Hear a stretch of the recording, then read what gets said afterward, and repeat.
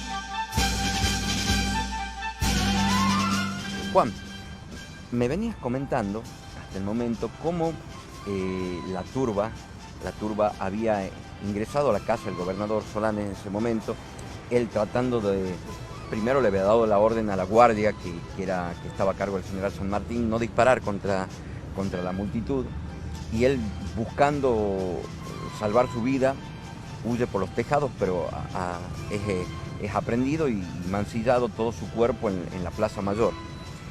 Visto esto, el general San Martín huye, pero también sucumbe ante la multitud y logra huir y cae tendido al ingreso de una capilla. ¿Qué continúa después de esto o cómo es la situación después de esto, Juan? Así es, el general Francisco Solana, marqués de la Solana, del Socorro de la Solana, cae muerto en la plaza de San Juan de Dios, en el centro de la parte histórica de Cádiz. Y bueno, apuñalado y su cuerpo mutilado y maltratado por toda la turba. O sea, ese maltrato, esa turba violenta, le genera muy mala impresión al general San Martín hasta sus últimos días. Tal es así que para el año 1848, cuando estalla la revolución republicana en Francia contra el reinado de Luis Felipe, en París, él estando en París, le viene a la memoria todos estos episodios que él ha vivido, esta turba que sale, que destroza, que... Entonces, la anarquía total en la la anarquía, calle. Y él resuelve irse hasta Boulogne-sur-Mer, que es donde pasa sus últimos días, los últimos años de su vida, hasta que muere en 1850. O sea que este episodio así de turbas generando destrozos lo marca a fuego. Bueno, y después, como vos bien decís, él se ve impotente de no poder defender a su amigo que muere descuartizado prácticamente ante sus ojos. Entonces la turba lo advierte, ve que estaba él, y o lo confunden porque tenían un parecido físico muy importante, por un lado, o bien lo identifican como uno de los partidarios del general Solano. O como guardia principal. Claro, o como haber sido uno de los jefes de la guardia del mariscal de la Solana, del marqués de la Solana, y lo entran a perseguir también al general San Martín. Como puede, corre, toda la multitud se agolpa detrás de él y lo empiezan a perseguir y a pegar, y entonces, como llega exhausto, cae en la puerta de la iglesia, y cuando la multitud se abalanza sobre él dispuesta a lincharlo prácticamente, justo abajo de una gruta con la imagen de la Virgen María, sale uno de los frailes capuchinos que lo logra reconocer a José de San Martín y se para valientemente delante de la multitud, salvándole la vida a San Martín, diciéndole a la gente que este no era el marqués de la Solana, sino que él lo conocía, era José de San Martín, y no había cometido ningún hecho por el cual esta turba debiera ensañarse con él. Que merezca el castigo que le estaba por Exactamente. Entonces la gente medio que se detiene ante la presencia de este religioso, que providencialmente le salva la vida a San Martín, y después retroceden y desaparecen. San Martín, exhausto, toma de las manos al fraile, al capuchino, le agradece y le dice que de este hecho él no se volverá en el resto de su vida.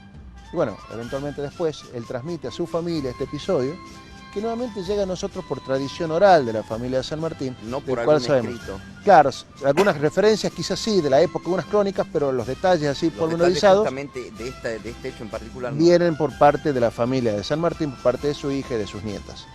No den al vivo el nombre del muerto. El capitán general Solano ya no vive. Su sangre corre desde la plaza de San Antonio hasta las fortificaciones. En cuanto al hombre que están persiguiendo, su nombre es José de San Martín, y esta santa imagen se llama la Madre de la Merced. Palabras del fraile capuchino que salvó la vida a José de San Martín durante los disturbios registrados en Cádiz el 29 de mayo de 1808. Eso fue entonces el episodio que tenemos de San Martín allí en Cádiz. Evidentemente cae herido por la turba que llegó poco a ensañarse con él. Pero pierde la vida en dos hechos casi en muy corto tiempo, Juan. El del cuando le roban los caudales y al poco tiempo... Claro, recibe dos afrentas, dos heridas importantes que le generaron muy probablemente los problemas de salud que tuvo, muy relacionados con el tema pulmonar, con el tema de bronquios, con el tema de heridas puntadas en el pecho, que pueden haberse debido a estas heridas que él tuvo en estos dos episodios, ¿no? Bueno, después de allí, ¿qué ocurre? Él se pacifica la ciudad de Cádiz después de estos tumultos. Él decide, a pesar de haber protagonizado este desenlace de la multitud que mata a su amigo, él decide tomar partido por los españoles, por el pueblo español, en contra de las armas francesas. Bien. Al poco tiempo, en ese mismo... Eso fue aproximadamente a principios de 1808, entre mayo y junio de 1808. A las semanas está prácticamente en el pueblo de Ronda, histórico de Ronda, en Málaga, para reintegrarse al regimiento, al batallón de voluntarios de Campo Mayor, que era ese batallón de élite que se había constituido en 1802, del cual era el capitán. La Junta Central de Sevilla, en méritos reconociéndole que él ha tenido el coraje de presentarse y de ofrecerse como voluntario en este regimiento, lo asciende al rango de mayor. Fíjate vos particularmente la diferencia que hay entre él y su papá. Su papá no había pasado del rango de capitán, ¿sí?, y a regañadientes en toda su vida, y nunca tuvo ningún ascenso en España. Todos sus ascensos fueron en América. Allá San Martín en poco tiempo ya era mayor y se le reconocían dotes, al igual que su papá, para el entrenamiento y la disciplina de las tropas. Entonces él se aboca a disciplinar al ejército de Andalucía, que está pronto a enfrentarse a las tropas napoleónicas. Por esa época también es que él se pone bajo el mando del Marqués de Coupigny. El Marqués de Coupigny era uno de los jefes del ejército de Andalucía, que al mando del general Francisco Javier Castaños estaba a punto de enfrentar al ejército napoleónico. El ejército napoleónico fue de 16.000 hombres, estaba al mando del general Pierre Dupont. Dupont acababa de asolar la ciudad de Córdoba, la había sacado todos los tesoros y las riquezas que tenía la ciudad de Córdoba y se la había llevado en carretas. Y la idea de él era asolar toda Andalucía y llegar hasta Cádiz. ¿Por qué quería llegar hasta Cádiz? Porque era emblemático. Primero que emblemático y segundo, acuérdate que estaba la flota francesa ahí en Cádiz. Para darle apoyo militar. Claro, que en cualquier momento los españoles, a raíz de ya la ruptura estaba concretada, la guerra ya estaba declarada. En cualquier momento los españoles, ayudados por los ingleses, iban a tomar los barcos franceses. Y era evitar que tomen el resto de la flota francesa que estaba refugiada en el puerto de Cádiz. Entonces por eso Dupont baja por Andalucía, entra a Córdoba, saquea Córdoba y sigue en marcha para llegar hasta Sevilla y después allí llegar también hasta Cádiz. En el camino es interceptado entonces por el general Castaños, junto con los generales, el Marqués de Coupigny, y otro general de origen irlandés, que también son los que prácticamente enfrentan la batalla de Bailén, que tiene lugar el 18 de julio de 1808. Y el general San Martín en esa batalla de Bailén interviene no tanto en la tropa, enfrentando o peleando personalmente como lo conocemos quizás en nuestra historia acá en Sudamérica. Él interviene como ayudante de campo del Marqués de Coupigny, es decir, la persona de confianza de Coupigny que está a su lado, ayudándolo, auxiliándolo, mandando instrucciones, recibiendo. Claro, era el edecán de Marqués de Coupigny. En parte haciendo uso de la experiencia cuando estuvo como edecán también del alto mando. Claro, entonces, pero ahí ya enfrentando una de las grandes batallas de las guerras napoleónicas, que fue la batalla de Bailén. Con respecto a la batalla de Bailén, sí, después me gustaría que hagamos un paréntesis en algún momento y me cuentes específicamente de eso. Pero con muchísimo gusto. Bueno, esta batalla de Bailén termina curiosamente con la derrota de las tropas napoleónicas, es decir, el ejército español que venía desarticulado, sin sus líderes, España partida, mitad napoleónica, mitad borbónica, triunfo sobre el ejército francés, se rinde el general Dupont frente al general Castaños y se aleja provisoriamente la amenaza napoleónica de España, y San Martín, junto con el marqués de Coupigny, es uno de los líderes del momento, ¿sí? Un mes después, San Martín sufre una recaída, una infección pulmonar, muy probablemente debida a todos estos pormenores. Y evidentemente, si bien es cierto, no tuvo heridas durante la batalla de Bailén, pero sí tuvo una recaída porque su recuperación no había sido completa, claro, en batalla. Y ese trajín de ir y venir y la tensión y no haber dormido durante días y la calor abrasador de Andalucía, porque se luchó con el sol prácticamente encima de los soldados, realmente lo pudo haber llegado a afectar. Entonces se tuvo a partir del mes de agosto de 1808, recluido en Sevilla para tratar de restablecerse de salud. Para que no perdiera su sueldo, el marqués de Coupigny gestiona que se lo ascienda y le comunica que ha sido ascendido al rango de teniente coronel, con percepción de sueldo y con destino a la Junta de Instrucción del Ejército de Reserva de Andalucía, que tenía acento precisamente en Sevilla para que no tenga que desplazarse. Exacto, y pueda seguir percibiendo este tema de... Bueno, y pueda seguir prestando servicio activo dentro del ejército. Bueno, ¿cómo sigue ahora la historia del general San Martín después de Bailén? Es lo que te voy a contar dentro de un segundo. ¿Querés? Bueno, dale, sí, segundo. Hasta acá veníamos charlando sobre la batalla de Bailén y cómo se lo frena el general Dupont en esta batalla misma. Sí.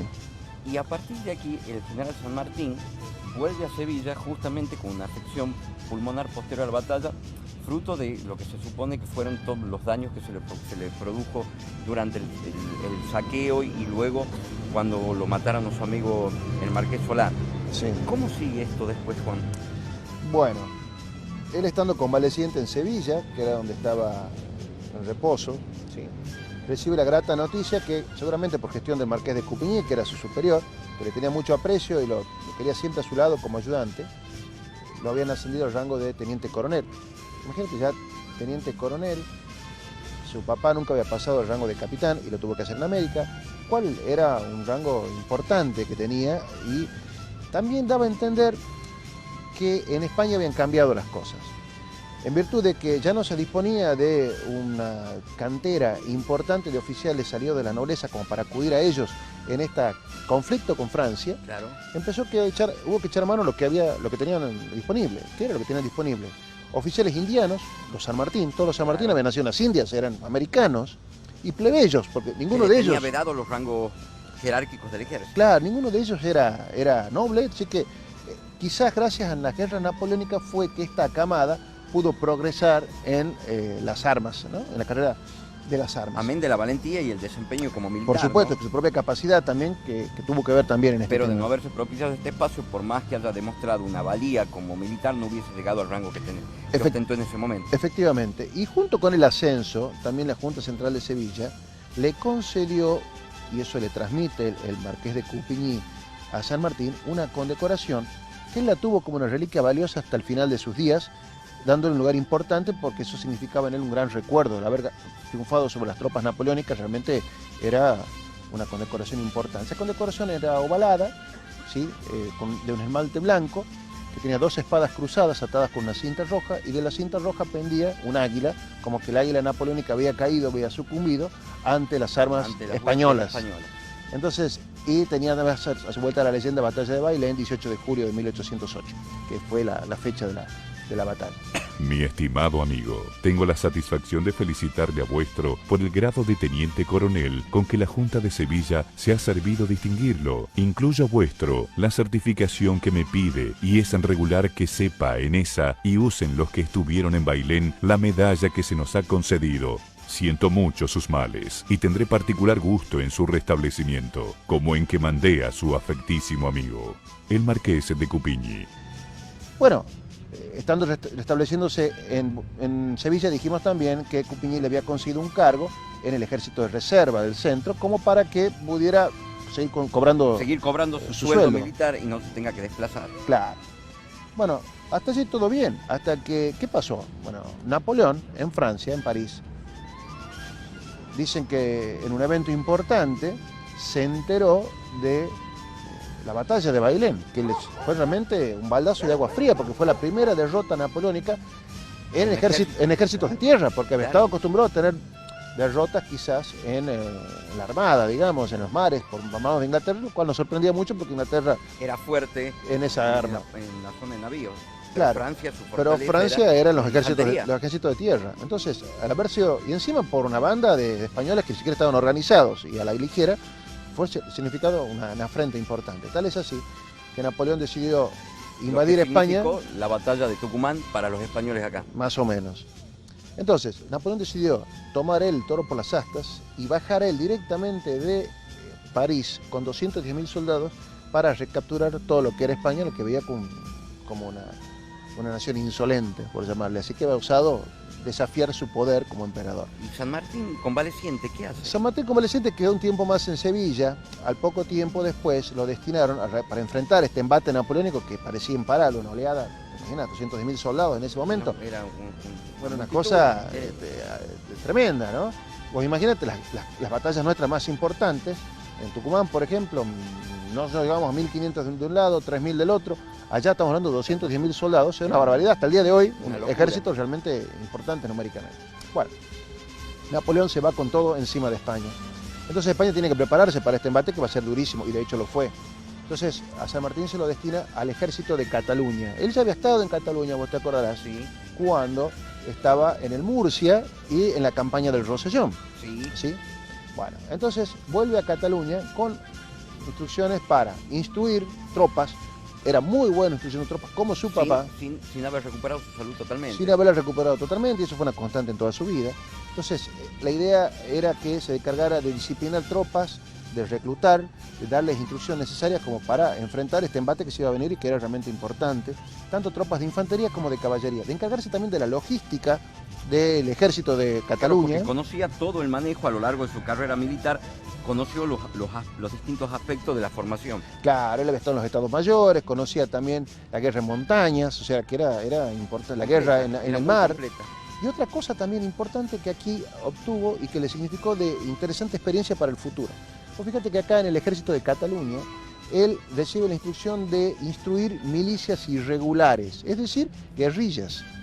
Las guerrillas famosas, los famosos guerrilleros españoles de la Guerra de la Independencia, que participaban generándole, digamos, emboscadas a los destacamentos franceses, capturándolos y muchas veces ensayándose con los mismos franceses en atrocidades que llegaron a nosotros también gracias a los grabados de Goya, que sabemos que de ambos lados había realmente una guerra cruel. Había tenido un conocimiento cuando estuvo al frente de un batallón que era tipo comando también. Claro, pero acá era guerra irregular. Estamos hablando de paisanos armados para irregularmente. Eso le significó, no eran de las líneas regulares del ejército. Claro, eso le significó una experiencia importante para dos aspectos después de la Guerra de la Independencia Argentina.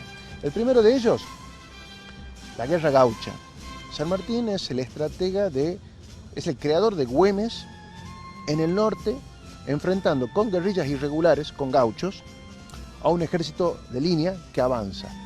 Y la técnica del desgaste, la técnica de la sorpresa, la técnica de que el enemigo nunca tenga seguro más que el lugar donde está pisando. Bueno, eso San Martín lo aprendió de los catalanes en esa guerra de guerrillas contra el invasor francés.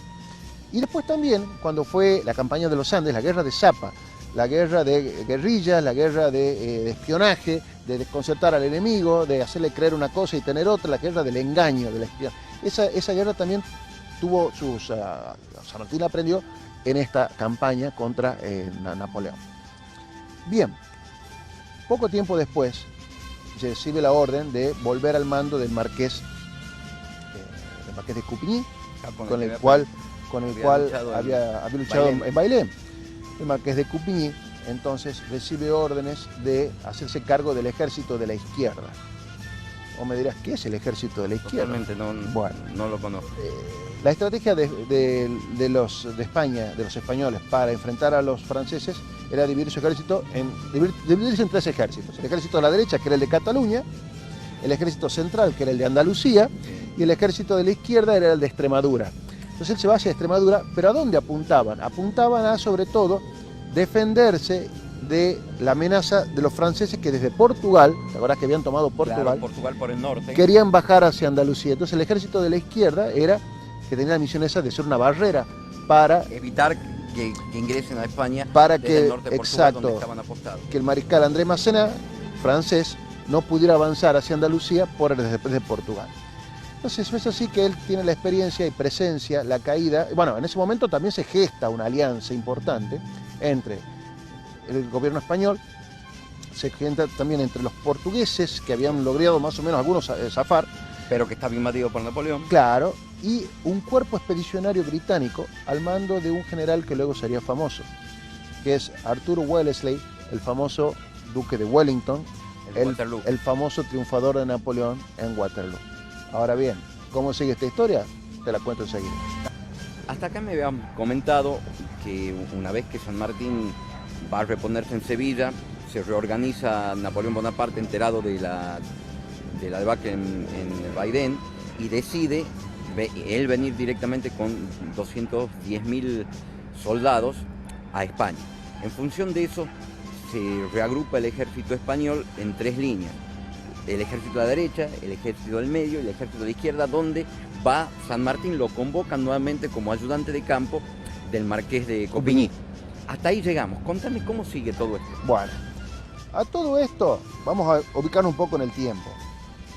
En el año noviembre de 1809, esta marea napoleónica que es digamos, imparable prácticamente, Napoleón termina capturando la ciudad de Sevilla. ¿Cuál era el problema? En la ciudad de Sevilla estaba trabajando la Junta Central de Sevilla, que se arrogaba la representación del monarca español hasta tanto volviera de su captura en Francia. Y justamente es acá que, en ese momento, el virreinato del Río de la Plata se gesta La Revolución de Mayo. la Bueno, Semana ahora de vos Mayo. fíjate, ¿cuándo tiene lugar esto en Europa? Nosotros aquí nos enteramos en mayo, decimos, no, en mayo cae la Junta Central de Sevilla. No, la Junta Central de Sevilla cae en noviembre de 1809, Claro. el año anterior. Lo que pasa es que hasta que la información llega acá, Claro, que lleguen la fragata Pasa- con todos los panfletos ingleses. pasan varios meses. Claro. Entonces, para noviembre de 1809 cae Sevilla, se disuelve esa Junta Central, los que consiguen escaparse se van a la ciudad española más importante que había, ajena al asedio napoleónico, que era Cádiz. Cádiz. Entonces se conforma en reemplazo de la Junta Central de Sevilla otro órgano que se llama el Consejo de Regencia, Sí. únicamente formado por 5 miembros. La Junta Central de Sevilla era bastante numerosa y no se ponían de acuerdo, era todo un escándalo.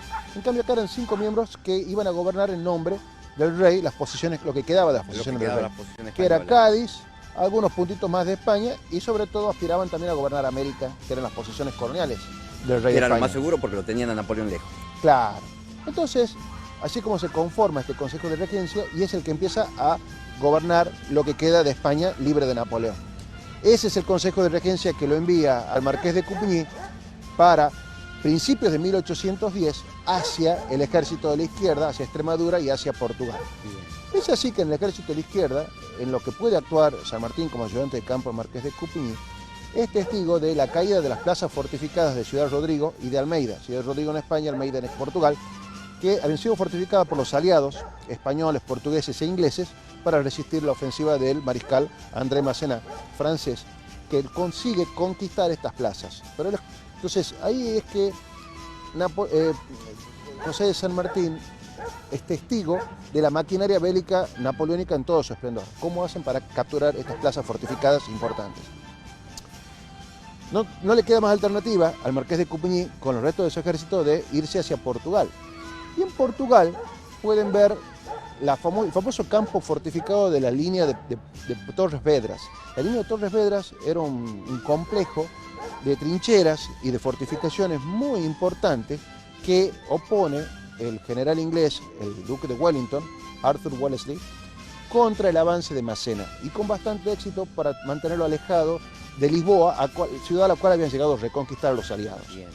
Entonces ahí San Martín ve la importancia de manejar a veces fortificaciones, líneas defensivas, atrincheramientos y demás, que algunos dicen que le sirvió después tomar como base para diseñar el campo atrincherado, la fortaleza de la Ciudadela, a pocos metros de acá, Exacto. donde hoy es la Plaza Belgrano. Bien. ¿Sí?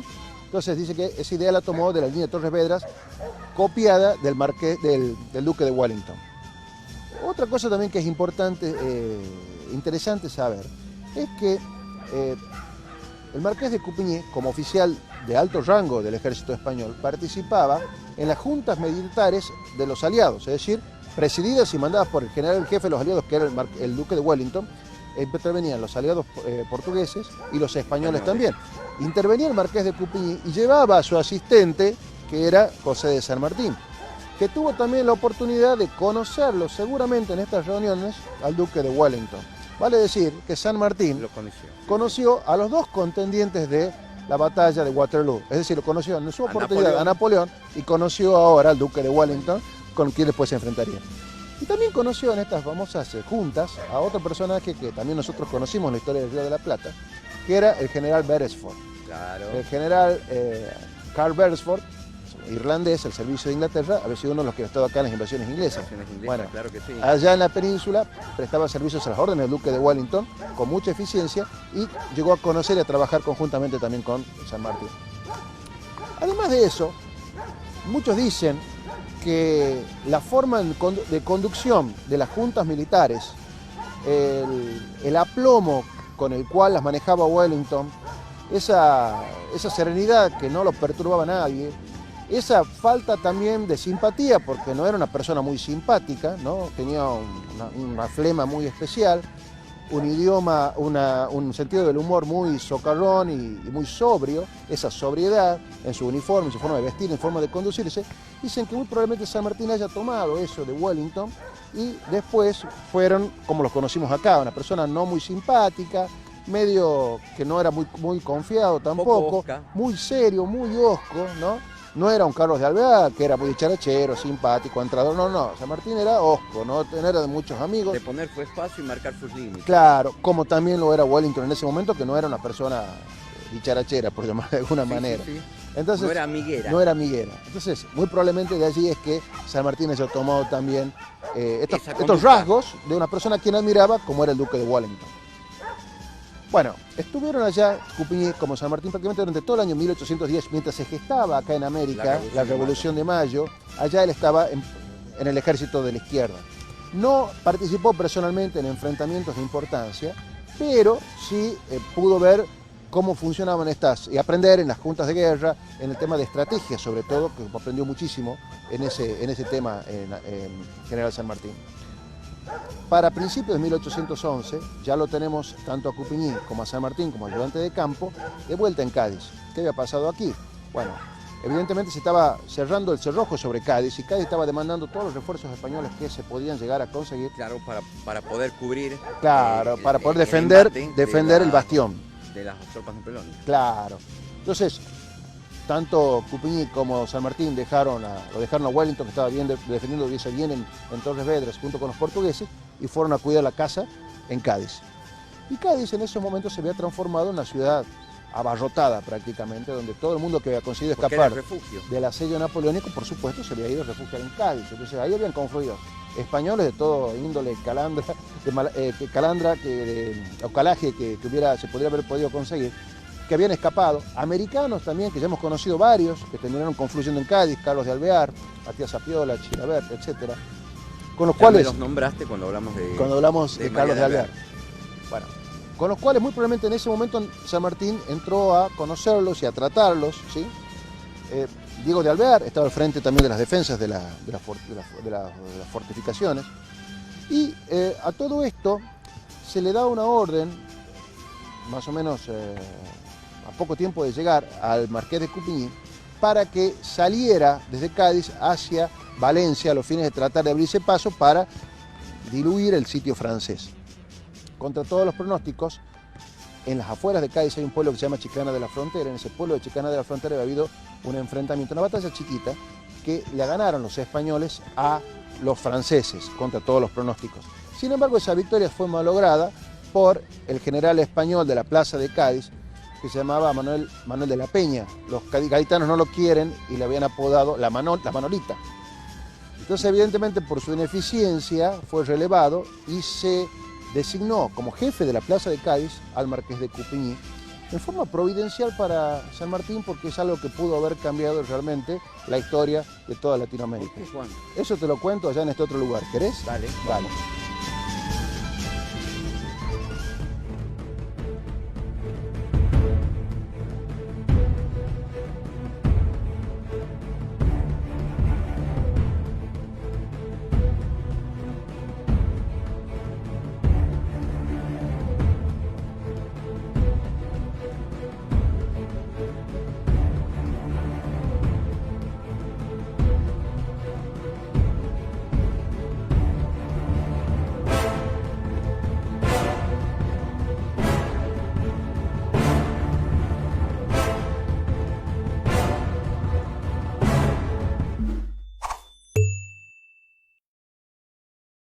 Somos Canal 22.